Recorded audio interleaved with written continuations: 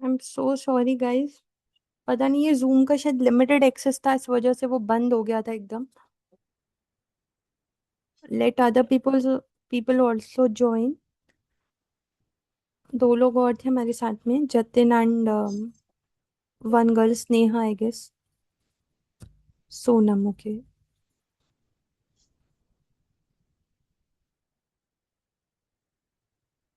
एक स्टूडेंट और था हमारे साथ, Jatin. Let him also join.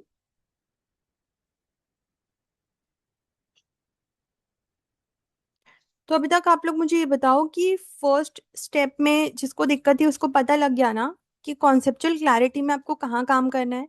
अगर आपको लग रहा है कि डर लग रहा यस। है मुझे सब्जेक्ट से, या ग्रिप नहीं आ रहा, मुझे टीचर का समझ नहीं आ रहा, तो आपको क्या करना है, आपको क्लासेस पे जाना चाहिए मेरे हिसाब से तो। ठीक है। उसके बाद में आपको क्या करना है, उसके बाद में आपको ऐसे 15 से 20 दिन दे करके अपना फर्स्ट रिवीजन करना होता है। तो फर्स्ट रिवीजन में आपको 11 दिन तक क्या करना है, आराम आराम से रिवीजन करना है। और फिर 4 डेज दे करके, 3-4 डेज दे करके क्या करना है आपको, you will have to revise the whole syllabus and give one test. और ये जो टेस्ट होगा ये कैसा होगा, ये 100 मार्क्स का टेस्ट होगा। अब इसमें अगर आप चैप्टर वाइज टेस्ट पे जाओगे, दैट आई वोंट रिकमेंड। बहुत लोग ऐसा करते हैं कि वो लोग सिर्फ चैप्टर वाइज टेस्ट पे जाते हैं, बट मेरा रिकमेंडेशन ये नहीं रहता। बिकॉज चैप्टर वाइज टेस्ट में क्या होता है कि मैंने अगर चैप्टर 1 2 3 पढ़ा, तो मुझे पता है कि चैप्टर 1 2 3 में से ही आएगा। लेकिन जब मैं 100 मार्क्स का टेस्ट सॉल्व करती हूँ, तो एक्चुअल प्रॉब्लम स्टार्ट होती है। क्योंकि मुझे समझता ही नहीं कि ये चैप्टर किस चैप्टर का क्वेश्चन है। तो वहां पे एक्चुअल ब्रेन की एक्सरसाइज होती है कि मतलब कहाँ पे दिक्कत हो रही है। अब जैसे आप ये वन फर्स्ट टेस्ट अपना दोगे 100 मार्क्स का, तो यहाँ पे बहुत हाई चांसेस है कि आपके स्कोर्स बहुत कम आएंगे। हो सकता है कई स्टूडेंट्स को यहाँ 40 भी ना है, लेकिन 40 में से कुछ तो आएंगे, 20 नंबर 30 नंबर कुछ तो आएंगे ना। जो अभी आप अपने मेन टेस्ट में लेकर के आ रहे हो वो आपको यहीं पता लग जाएगा। अब यहाँ पर अगर 20-30 नंबर आ रहे हैं तो वहां आपको एक्चुअली पता लग जाएगा कि आपकी प्रॉब्लम क्या है। अब इनकी प्रॉब्लम क्या हो सकती है। पहली प्रॉब्लम तो बहुत सारे स्टूडेंट्स को जो मिलेगी यहाँ पे, ये जब आप एक टेस्ट दोगे वो मिलेगी कि आपकी स्पीड की प्रॉब्लम थी। आप स्पीड मेंटेन नहीं कर पाए, 3 आवर्स में आपका पेपर कंप्लीट नहीं हुआ। एक और प्रॉब्लम आएगी कि नॉट एबल टू रिकॉल। आपको लगेगा यार ये तो मैंने परसों ही पढ़ा था, मुझे रिकॉल क्यों नहीं हो रहा है। और एक चीज आएगी हाँ कि मैम, ये क्वेश्चन ही नहीं प्रॉब्लम समझ बहुत पाए। कॉमन है। ये प्रॉब्लम कॉमन है ना, तो ये आप क्वेश्चंस की प्रैक्टिस करोगे तो हो जाएगी। एक होगा कि क्वेश्चन समझ आया, क्वेश्चन समझ ही नहीं आया, मतलब क्वेश्चन पता ही नहीं लग रहा कि किस चैप्टर का है, उसका आंसर ही कुछ गलत लिख रहे हो। पूछ रहा है वो ऐसे 200, आप कोई और ऐसे लिख रहे हो। ठीक है। और चौथा ये होगा कि आंसर्स आपको लग रहे हैं कि मिलते जुलते हैं, बट उसमें कीवर्ड्स नहीं है। और जो आपके न्यूमेरिकल सब्जेक्ट्स होंगे उसमें एक प्रॉब्लम और हो सकती है कि आपकी कैलकुलेशन मिस्टेक्स हो सकती हैं। तो ये कॉमन प्रॉब्लम्स होती हैं। अब इसमें से और कोई प्रॉब्लम है जो किसी स्टूडेंट को फेस करता है, कोई स्टूडेंट पेपर सॉल्व करते टाइम या एग्जाम लिखते टाइम आपको लग रहा है कि हम मिस हो गई। नहीं नो मैम। मैम। यही सारी प्रॉब्लम्स होती है ना। अब क्या होगा, आपने पहला रिवीजन कर लिया, और पहला रिवीजन आपने जो है हाँ उसके मैम। बाद एक टेस्ट दे दिया। तो आप जैसे जो स्टूडेंट्स नवंबर में पेपर दे रहे हैं, मैं ये रिकमेंड करूंगी पहला रिवीजन इसी महीने कर लो, जुलाई में ही कर लो। तो आपको क्या होगा, जुलाई में अगर आपके 30-40 नंबर भी आ रहे हैं किसी सब्जेक्ट में, तो आपको ये लगेगा कि यार मेरे पे अभी 3 महीने हैं, मैं खुद पे काम कर सकता हूँ।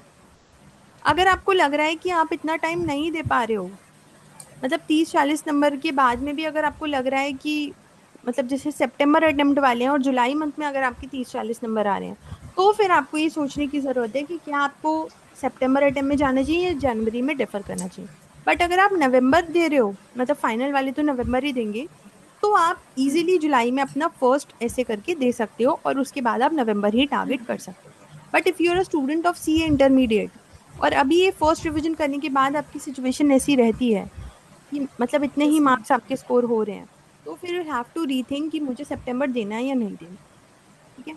अब उसके बाद में जैसे आप ये फर्स्ट रिवीजन कर लोगे, तभी आपको कहाँ ओके जाना मैम। होता है, तभी आपको जाना होता है सेकेंड रिवीजन पे। अब फर्स्ट रिवीजन पे मैंने आपको बोला था कि आप आराम से अपने 15 से 20 दिन दो। सेकेंड रिवीजन में आपको क्या करना है, सिर्फ 7 to 10 डेज देना है हर सब्जेक्ट को। Only 7 to 10 days to each subject, not more than that. इसका आधा टाइम आपको लेना है फर्स्ट रिवीजन का।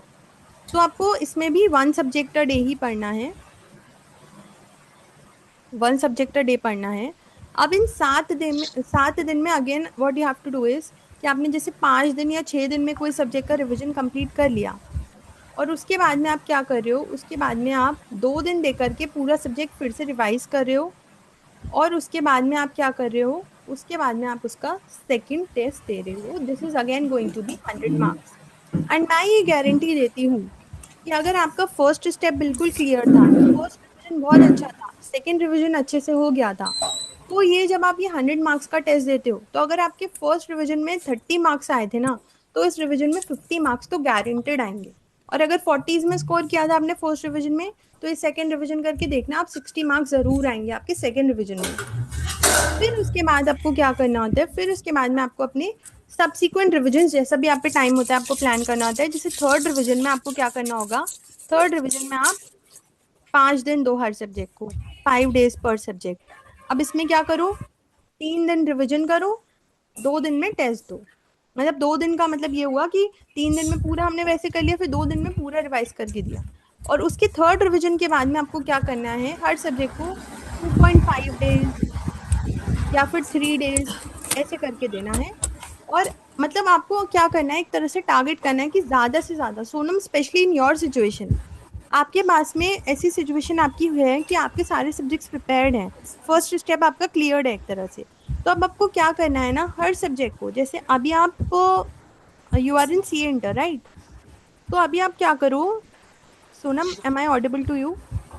Yes, ma'am. ओके। तो अभी आप क्या करो, जैसे आप एक एक Yes, हफ्ता दे ma'am. Yes, करके, ma'am. एक एक हफ्ता दे करके तीनों सब्जेक्ट्स को कर लो।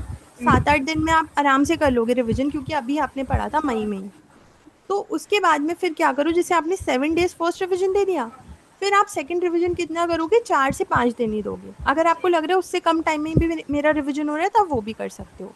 एंड फिर थर्ड रिवीजन में और क्या करोगे, 2.5 days का रिवीजन करोगे।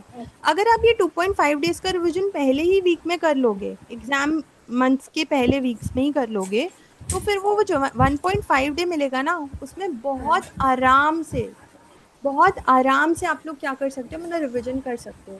तो ये सारे स्टेप्स आपको फॉलो करना होगा। मुझे पता है बहुत सारे स्टूडेंट्स के साथ ऐसा हुआ होगा कि इनिशियल मंथ्स में बहुत अच्छी प्रिपरेशन चल रही थी, लास्ट में आके पैनिक हो गया। कुछ लोगों के साथ ऐसा हुआ होगा कि 1.5 डे ही मैनेज नहीं हो पाया। उसके कुछ यही रीजंस होते हैं Ma'am. कि हम ये स्टेप वाइज फॉलो नहीं कर पाते हैं। अब आप खुद सोचो ना, पहला टेस्ट आपने दिया, आपके 30-40 नंबर भी आए, सेकंड टेस्ट में कुछ तो इम्प्रूव होंगे ना, थर्ड टेस्ट में और इम्प्रूव होंगे। जब तक फिर एग्जाम आएगा तब तक तो फिर आप बहुत अच्छी सिचुएशन में आ जाओगे ना। तो मैं आपको यही रिकमेंड करूंगी, इस तरह से अपने प्लानर्स बनाओ। अगर आपको लग रहा है कि मैं खुद से नहीं बना पा रहा हूँ, आपको मेरी हेल्प चाहिए, पर्सनलाइज मेंटोरशिप चाहिए, तो देखो वो थोड़ा पेड रहेगी, बिकॉज मैं आपको पूरा टाइम फिर दूंगी। बट मैंने आपको एक तरीका बता दिया किस तरह से आपको प्लानर बनाना है। और आपको क्या करना है, आपको 100 मार्क्स के टेस्ट देना है। क्या अच्छा को बारी बारी से am I audible to you? Guys आप लोग हाँ या ना कुछ तो बोलो, कौन कौन है? Yes, Shubham, ma'am. Sonam, yes Rahul, ma'am. Clear है ना? मैम इस Yes, हाँ, ma'am. Yes, ma'am. ठीक है। तो अब आप लोगों को क्या करना है, हंड्रेड Yes, मार्क्स मैम की ma'am. जो इसमें टेस्ट। मैम क्वेरी है जैसे जी बताइए, बताइए बताइए। आवाज आ रही है मैम? हाँ जी बताइए। हेलो। हाँ मैम बताइए। जैसे आपने बोला कि फर्स्ट फर्स्ट रिवीजन में जैसे अपना वीडियोस सुनना है और अपना नोट्स कर। यस। शुभम आपकी आवाज नहीं आ रही अभी।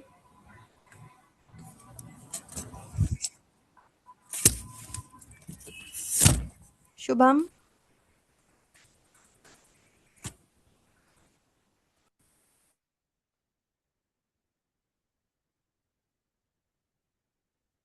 राहुल आपको कोई क्वेरी है?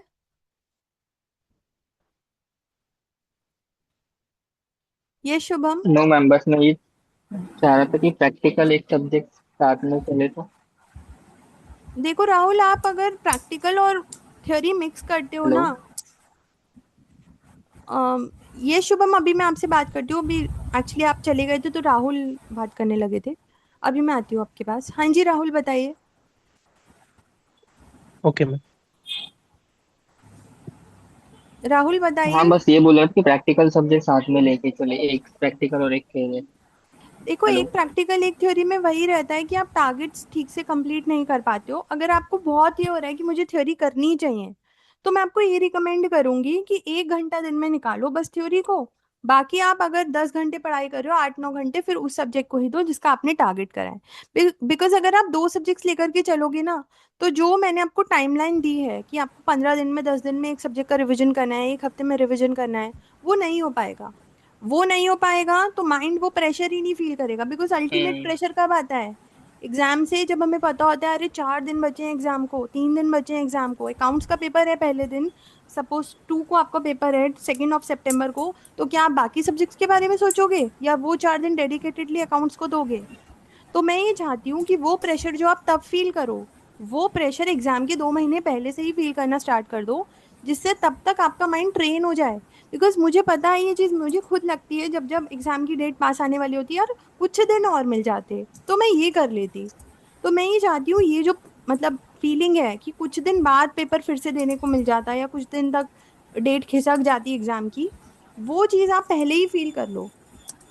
तो अब मुझे पता है कि मैं मतलब अगर जैसे आप आज 3 जुलाई है, आपने अगर 4 जुलाई से जैसे मैं बता रही हूँ वैसे करना स्टार्ट करा, अब अगर आप सितंबर अटेम्प्ट ही दे रहे हो तो 15-20 दिन तो दे नहीं पाओगे किसी सब्जेक्ट को, एक ही हफ्ते में आपको करना पड़ेगा। अगर आपको ऐसे करना है जैसे मैंने बताया, तो फिर आपको नेक्स्ट अटेम्प्ट टारगेट करना पड़ेगा। वो चीज़ देखो प्रैक्टिकली पॉसिबल नहीं है, या फिर आपके सिर्फ 2 रिविजन हो पाएंगे फिर, बल्कि 2 रिविजन भी प्रॉपर तरह से नहीं हो पाएंगे। क्योंकि अगर आप 15-15 दिन दे दोगे तो 45 डेज तो यही हो गए, तो फिर आपके मतलब जो सेकंड वाला रिवीजन होगा वो आपको बहुत कम डेज में आप कर पाओगे उसको। तो मेरा देखो यहाँ ये रिकमेंडेशन रहेगा कि ये जो स्टेप्स हैं, सबसे पहले तो ये देखो कि कहाँ आपकी कमी रही है। उसके बाद में हर रिवीजन के साथ में एक टेस्ट दो। वो आप करोगे ना वैसे, तो आप देखोगे आपकी बहुत अच्छी एक्सरसाइज होगी आपके माइंड की। हम्म। ठीक है। एंड 2 सब्जेक्ट्स का जो मैंने बोला, मैक्स 1 1 आवर ही देना अगर कोई और सब्जेक्ट उठाने का भी सोच रहे हो, वरना टारगेट्स कंप्लीट नहीं होंगे।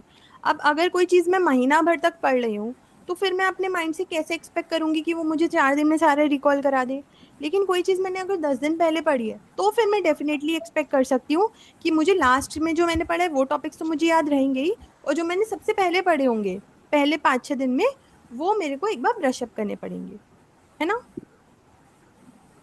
तो सोनम आपको स्पेशली एंड बाकी सब लोगों को भी बहुत सारे टेस्ट देना है, लेकिन बाकी सब लोगों को अपने फर्स्ट स्टेप पे भी काम करना है। अगर आपके 30s में मार्क्स आए हैं, 20s में मार्क्स आए हैं, आपको ये देखना पड़ेगा कि क्योंकि आप कितने भी टेस्ट दे दोगे, अगर कॉन्सेप्ट ही क्लियर नहीं है तो क्या फायदा होगा उन टेस्ट का,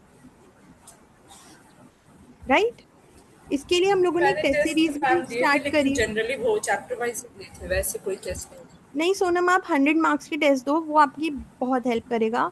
और हमारे भी, मैंने जो इंस्टीट्यूट के साथ में मैं एक लिंक्ड हूँ, हम लोगों ने भी एक टेस्ट सीरीज लॉन्च कर रखी है। तो अगर आप लोगों को इंटरेस्टेड हो आप लोग, तो रजिस्ट्रेशंस के लिए मैं बात कर लूँगी। ऑल्दो हमारे रजिस्ट्रेशंस ऑफलाइन के लिए तो क्लोज हो गए हैं, बट ऑनलाइन के लिए we can extend for you all. तो उसमें मैं पर्सनली आप लोगों के पेपर्स चेक करूंगी फिर। तो अगर आप इंटरेस्टेड हो तो आप डिटेल्स के लिए मुझे मैसेज कर देना, तो I share you the link for that. ठीक है। बाकी मैं देखो कोई फोर्स नहीं करूंगी कि आप हमारी ही टेस्ट मैम सीरीज इसमें लो। मैम पूछूँ मैं? हाँ जी हाँ जी पूछिए।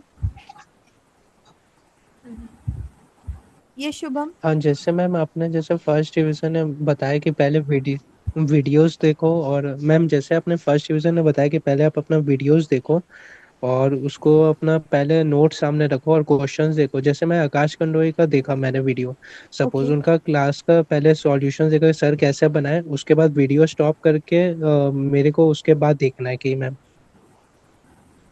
मतलब मैं समझी नहीं। जैसे मैं बोला कि अगर मान लो इंडिया 16 कर रहा हूँ मैं, तो ठीक इंडिया है। 16 का जैसे पहले पूरा वीडियो देख लिया सॉल्यूशन के साथ, उसके बाद पूरा वीडियो खत्म कर लिया, उसके बाद फिर मैं कंसेप्ट नोट्स रीड कर लिया सर के बाद, उसके बाद फिर अब क्वेश्चंस बनाऊंगा, वैसे करना है ना? नहीं, जैसे आपने इंडिया 16 एक बार तो क्लास में पढ़ा होगा, ठीक है। अब जब आप फर्स्ट रिवीजन में बैठे हो तो आपको रिवीजन वीडियो से सिर्फ कॉन्सेप्ट्स फटाफट रिकॉल कर लेने हैं कि इंडिया 16 में क्या ऐसे कॉस्ट निकलता है, क्या ऐड होता है, क्या लेस होता है, ये सारे स्टेप्स आपको समझ लेना है। फिर क्वेश्चन बैंक उठाओगे। तो क्वेश्चन बैंक उठाओगे तो आपके पास में सॉल्यूशन कॉपी तो क्लासेस की बनी हुई होगी जिसमें सारे क्वेश्चंस का सॉल्यूशन होगा। तो अब आपको क्या करना है, मार्किंग करते हुए चलना है। कई हाँ। सारे क्वेश्चंस आपके, क्योंकि आपने कॉन्सेप्ट्स अभी अभी रिवाइज करे हैं रिवीजन वीडियो देके, कॉन्सेप्ट बुक पढ़ के, तो वो फर्स्ट टाइम में ही सॉल्व हो जाएंगे बहुत इजीली। तो उसमें आपको जैसे मैंने जो अभी मार्किंग्स बताई वो करना है। और जिन क्वेश्चंस में अटक रहे हो सिर्फ उसमें आपको अपनी सॉल्यूशन बुक को रेफर करना पड़ेगा। अब मैं अगर करूँ कि आपको क्वेश्चन वीडियो को, मतलब क्वेश्चन को वीडियो के साथ में देखना है, तो दैट मीन्स आपके फर्स्ट वाले स्टेप में ही कहीं ना कहीं प्रॉब्लम थी कि आपको तभी नहीं समझ आ रहा था, वरना ऐसे नहीं होता है ना कि हम बार बार वीडियो देखेंगे। क्लियर है ठीक है, आपको? हम इसको ओवरकम करते हैं। और हाँ, यस मैम, और एक अपना मेरे को मैं ये 1.5 दिन में जैसे ऑडिट पूरा कैसे कवर करे एक ये नहीं समझ में मैं आता है, वही मतलब कह रही किस हूँ हिसाब आपसे। से क्या ये आपको पता प्रायोरिटी है क्यों रखे नहीं चैप्टर को, समझ आता किसका है? प्लानर उठाए। देखो, प्लानर जो है, आप प्लानर जो फर्स्ट टाइम में उठाओगे, तभी तो मैंने आपको बोला कि आपको ऐसे करना है। 10 दिन दोगे, फिर 8 दिन दोगे, मतलब 15 दिन दोगे, फिर 7 दिन दोगे, फिर 5 दिन दोगे। तो ऐसे में आपको क्या करना है, आपके पास इतने सारे टीचर्स की वीडियोस ऑलरेडी हैं, वरना जिन फैकल्टी ने दिया उन्होंने भी बताया कि पहले कौन सा टॉपिक करना है, बाद में कौन सा टॉपिक करना है। फर्स्ट रिवीजन से हमें ये नहीं सोचना कि हमें ये टॉपिक्स को छोड़ना है। टॉपिक्स को स्किप करने का सोचोगे तो वो नहीं हो पाएंगे। आपको कोशिश करना है कि मुझे सारा सिलेबस करना है। उससे क्या होगा, जो आप बोल रहे हो ना 1.5 दिन में प्रॉब्लम आती है, तो वो 1.5 दिन आप इसलिए प्रॉब्लम आती है, आपने कभी प्रैक्टिस ही नहीं करी होती है। तो मैं यही तो बोल रही हूँ आपसे, 15 दिन दो, फिर 7 दिन दो, फिर 5 दिन दो, फिर 3 दिन दो, फिर 2.5 दिन दो। ऐसे कर करके करोगे, बार बार वो चीज आपका माइंड एक्सरसाइज करेगा, तो 1.5 दिन में क्यों प्रॉब्लम आएगी? राइट। 1.5 दिन में प्रॉब्लम इसलिए आती है क्योंकि आपने ऑडिट को और सब्जेक्ट्स के साथ उठाया होगा, कभी ऐसे उसको दिया नहीं होगा सेपरेट टाइम। अब 1.5 दिन में तो आपका माइंड भी जानता है कि और सब्जेक्ट में उठाऊंगा नहीं, इसलिए प्रॉब्लम आती है। तो जो सीक्वेंस आपको है वो फर्स्ट रिवीजन से ही देखना है कि मुझे किस सीक्वेंस में पढ़ाई करना है।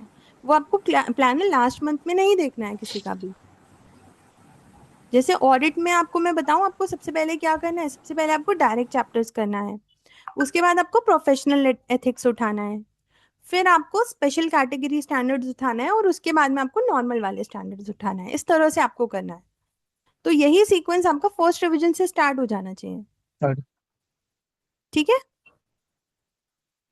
और यही सीक्वेंस मेरा वो 1.5 दिन के हिसाब से भी रहेगा। यही सीक्वेंस 1.5 दिन के हिसाब से रहेगा। अब 1.5 दिन में आप ऐसा कर सकते हो कि जिस दिन एग्जाम दे करके आए हो उस दिन जैसे पी कर लिया आपने, वो वाले चैप्टर्स कर लिए जो आपको इजी लग रहे हैं।